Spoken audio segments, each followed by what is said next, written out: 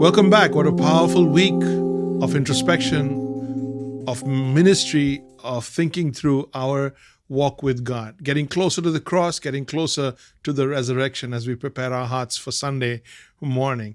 I hope it's a blessed week for you, and I hope that as you come, some of you are doing the 40-day thing, as you come towards the end of that God has strengthened and renewed and revived your faith in Him. I just love to see what God is doing in people's lives. And if you want to write to me and tell me about your ministry or your experience with the Lord or your revival that God is, I would love to hear your testimony about that. Let me take you to the next part in this little series we call Disciplines from the Cross. And we're looking at one saying of the Lord Jesus every day and finding in that saying a discipline that we can begin, a habit that we can begin to bring ourselves and keep ourselves closer to the Lord. Today is Wednesday, and we are in Matthew chapter 27, verse 46. It says, my God, why have you forsaken me? Can you imagine the agony? Can you imagine that moment? Can you imagine the Son of God saying to God the Father, why have you forsaken me? These words have been pondered on and preached and exposited over a millennia, and yet it has just as much weight today as it did those years. Here is where we get to the suffering and the loneliness that Christ endured. Are you with me? Are you listening? Here is where we get to the suffering and the loneliness that Christ endured. For the first time, fellowship had been broken with God the Father. There's been a rift between God the Father and God the Son. And the reason of that rift, the reason for that broken fellowship is my sin. Nothing has ever come between them. And now it has. And it is my sin. And God the Father has done it. God the Father has put my sin on Christ and made Christ abhorrible to God. Made Christ abhorrible to God. The very thing He dreaded from the beginning. This resorted to Him praying in the Garden of Gethsemane, asking God, if there's any way to get around this, there was any way to let this cup pass from me. I don't want to be separate from you. For the one who loved the Father eternally, his relationship was broken. For the one who didn't love the Father, even temporarily, that's me. That level of fellowship with the Father is foreign to us. But Christ was experiencing the worst part of His suffering. And out of that pain and out of that passion come these words, my God, why have you forsaken me? This was the spiritual separation from the Father. The wages of sin, the ultimate substitutionary death. In the day that you die, in the day that you sin, you shall surely die. This is the sin, this is the death that Christ was experiencing, the separation that Christ was experiencing, so that we could be brought back to God. Christ being separated from God so that I can be brought back to God. Christ dying so that I can live. Christ sinful so that I can be righteous. With our sin now on Christ, our death was now His too. With our sin now on Christ, our death was now His too. Christ wasn't questioning God the Father here. Let's get that right. He was not questioning God the Father. Why have you forsaken me?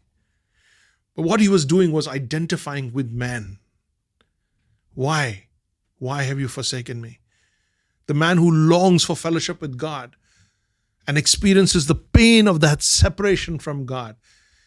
Christ was taking the word straight out of the psalmists in Psalm 22. When the psalmist cries out hundreds of years back, why? Why have you forsaken me? That angst, that pain, that hurt of being in fellowship with God and then having broken fellowship with God. Don't take your spirit from me, the psalmist David said. Don't take your spirit from me. Restore to me the joy of your salvation. The bones that you have broken, let them rejoice. Forgive me, cover my sin. Oh God, get me back to you. So Jesus was identifying with every man that is weighed by the guilt and and the pressure of his sin. The antidote to suffering and hard times is to retreat from the hustle of daily life and to seek silence and solitude with Christ. I'm going to set you up again right now. Say it again. The antidote to suffering and hard times. Do you go through that? Do you go through pain? Do you go through seasons of severe pain, severe passion, severe hard times? The antidote to that is to retreat, to get away, to disappear from the hustle of daily life and to seek silence and to seek solitude with Christ. Why? Because he is the one who has been there. He's hung on the cross all alone. He's been to the loneliest place, far, far from God the Father, far, far from family. He's the one who's been there and knows the worst of it. So his Spirit will counsel us way better than any indulgence, any inspiration, any distraction ever can. Brothers and sisters, listen to me. Friends, listen to me.